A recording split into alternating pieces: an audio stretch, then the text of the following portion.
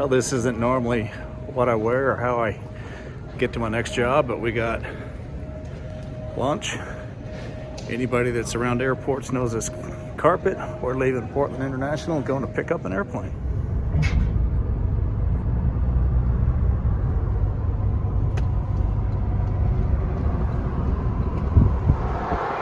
Well, we finally made it out to Starks Air Park. There's my Uber driver, and I don't know that he's ever been outside the city. He had no idea where he was going, and I think he was pretty nervous the whole time. We found a wide spot that was close enough. I said, pull in here, I'll get out, I'll walk the last 150 feet. So here we go. Let's go find the hangar, find the airplane, pull a tie and some epaulets off, and get headed home. It's gonna be a beautiful day to fly this airplane home. All right, we're on our way to Foxtrot 14. Terrible hangar number, terrible. But 2430 should get us in the door. Looks like the next building here. Don't know what side it's gonna be on. F-16. Obviously the good hangars are on the other side. Here we go. It's always fun to get your eyes laid on a new airplane for the first time.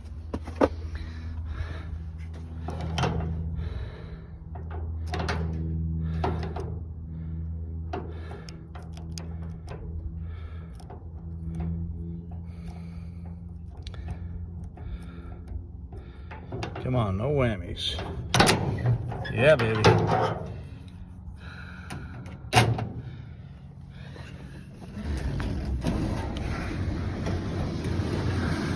Look at there. Very nice.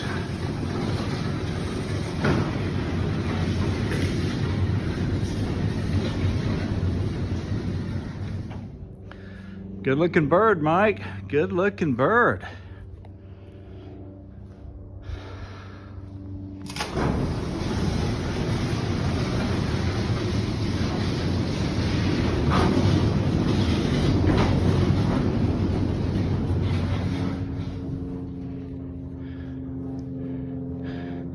Tender's honor, sitting high, piles of books, the seat will go in the back. Oh, very nice, very nice. I love this first impression.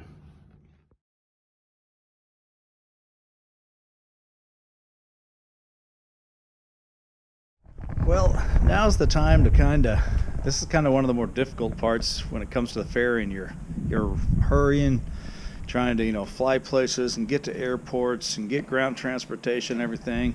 And then once you get to the airplane, it's time to totally shift gears.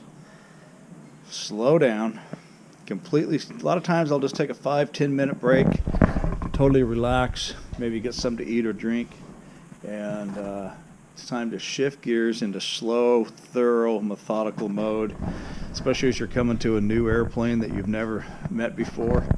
And so that's kind of what I'm going to do here in a bit. I'm going to sort through the stuff that's on the ground, get everything loaded, and just take a big break, and then we'll worry about getting everything pushed out, pre-flighted, ready to go. So give me a few minutes.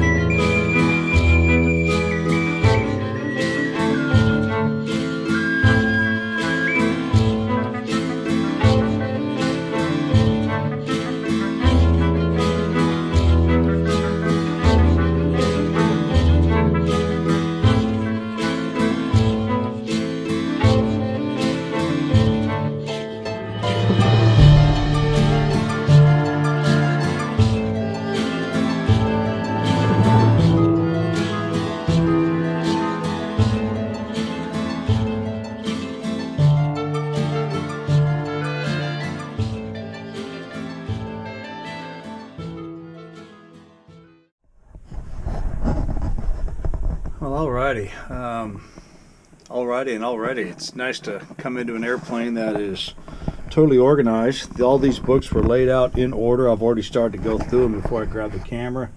The paperwork was all here for the bill of sales, and very well organized paperwork here, which is really nice to see. Not so much from a ferry perspective, but it's really nice for a prospective buyer.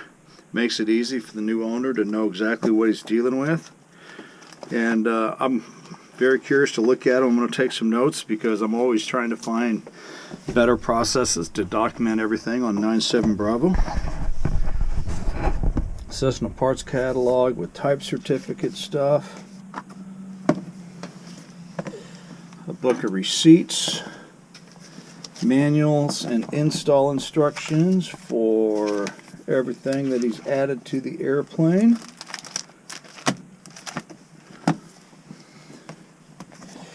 Flight log, checklist, weight and balance equipment, owner's manuals, maintenance, miscellaneous records. Perfect.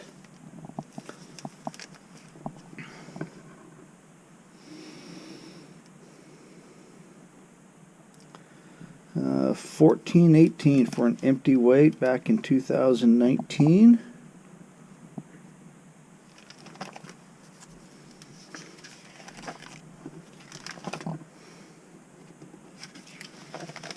Equipment list associated with all that. That's pretty cool. Sold original sales tag and book and stuff with it.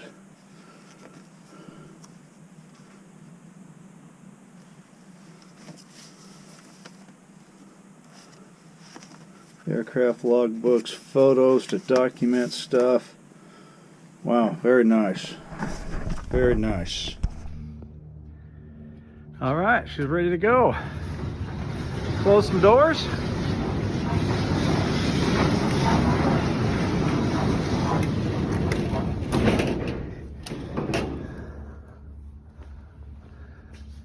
Hangar's clean.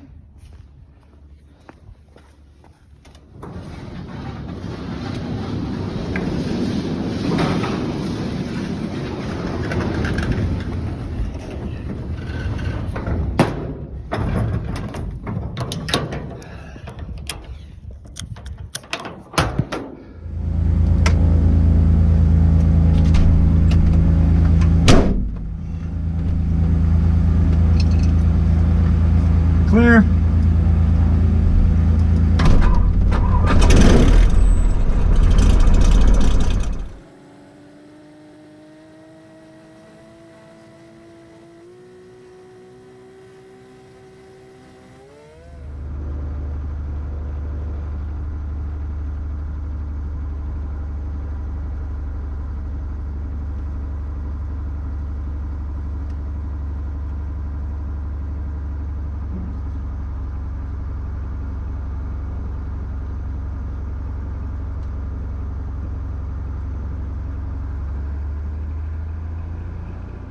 It's always fun pushing up the power for that first takeoff on every ferry mission, each new airplane.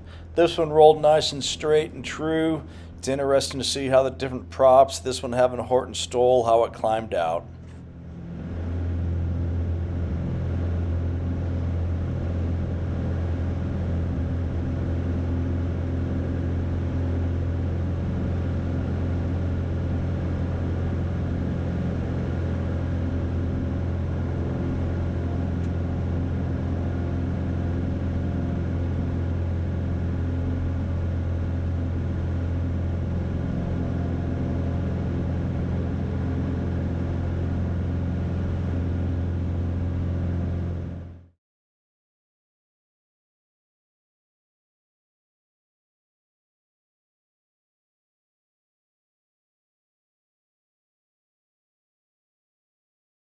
Our routing had me pretty much going straight north. We were going to go right on the east edge and over the top of Hillsborough class Delta, which kept me just to the west of Portland International's departures.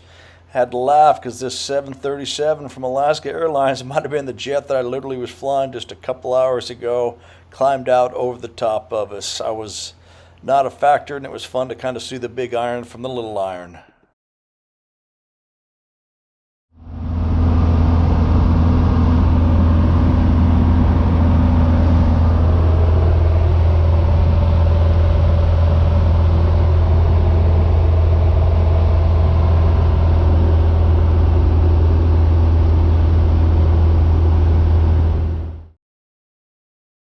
It's always fun as you go north out of Portland. You fly up the Columbia River. There's always things to look at. Traffic at Scappoose, the freighters going up and down the river. Then you're into Longview following the I-5 corridor. It was that time of year where the mountains were going from the evergreens. The deciduous trees hadn't quite got their leaves yet. So we had the old yellow winter trees. We had the beautiful green. And of course, anytime you're going north, you've got beautiful views. Here's Mount St. Helens on the right with the summit covered, Mount Adams in the background, and of course the Grand Lady Rainier at 14,410 feet, guiding you into the greater Puget Sound area. South Puget Sound right here, looking straight north now into the south end of the Puget Sound waterways, and comfortably sliding around the Class Bravo around Seattle International Airport. So I put 2430 Delta at Snohomish for about a day. We did a little bit of maintenance with her and then took her up to Green Valley, put her in the hangar at Kyle's, and gave her about 4 or 5 days of sitting before the weather window and my work window allowed me to head back, get her loaded up, and ready to head for Sidney. Pushing her out of the hangar is not easy. She doesn't have tail pull handles. That's about the only thing I would definitely add to this airplane. So push a little on the left, push a little on the right, put some chocks behind the main tire so that it doesn't roll backwards and you can keep it rolling straight, keeping it all clear. We finally got her out. Now get everything loaded into her, and before long she is ready to go and heading east.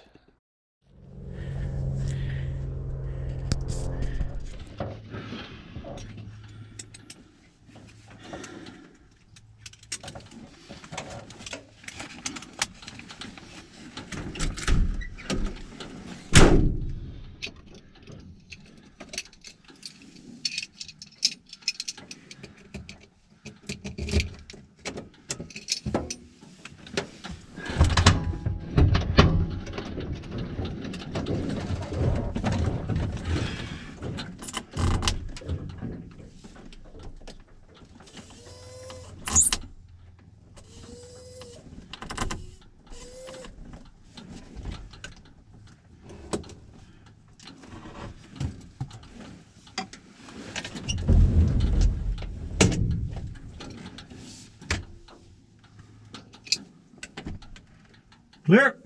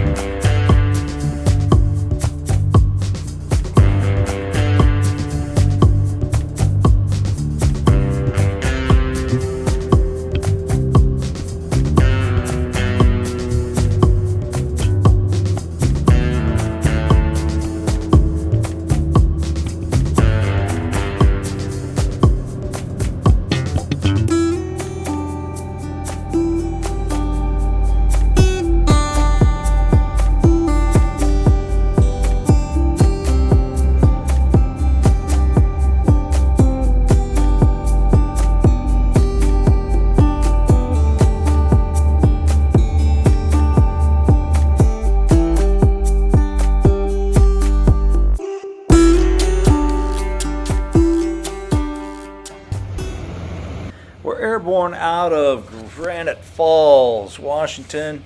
Start headed east. Beautiful day to cross the Cascades, going over Stevens Pass.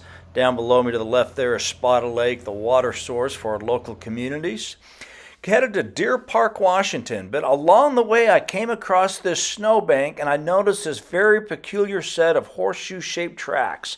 So I circled back, took some pictures, blew them up, and it looks like an animal came out of these trees, went uphill and then back downhill. We're not really sure what, probably a bobcat or something, maybe a deer, something that was dragging its belly, hard to say. Up at the top, we got to Stevens Pass, the summit, and the ski resort, and it was their last day. So they had the pond set up for some ski skimming. Looked like a really fun day. Everybody enjoying the beautiful weather. Just on the east side of the pass, I saw the freight train getting ready to go into the Stevens Pass tunnel.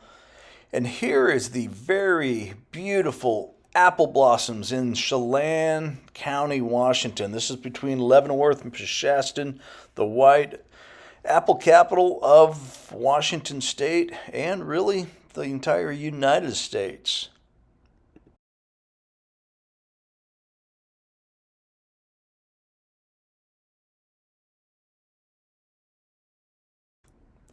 Before long, though, I was across the Columbia River. Here is the Gorge Winery and Amphitheater. Sits just to the south along the Columbia River of this, the Quincy Seep Lakes. Beautiful area this time of year with the green grass. In the winter, these cliffs are filled with ice falls. And of course, great fishing and hiking here for everybody to enjoy.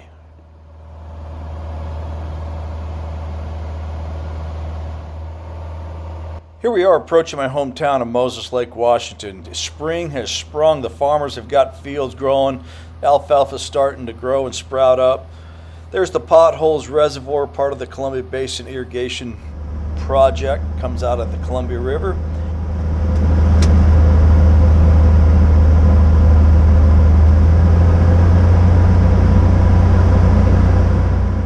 Here we're turning final to my brother's strip on the farm. It's 1,500 feet of beautiful grass right against the edge of the field. Split the neighbors and his house, touchdown, roll out along the poplar trees. Sprinklers on the left, sprinklers on the right.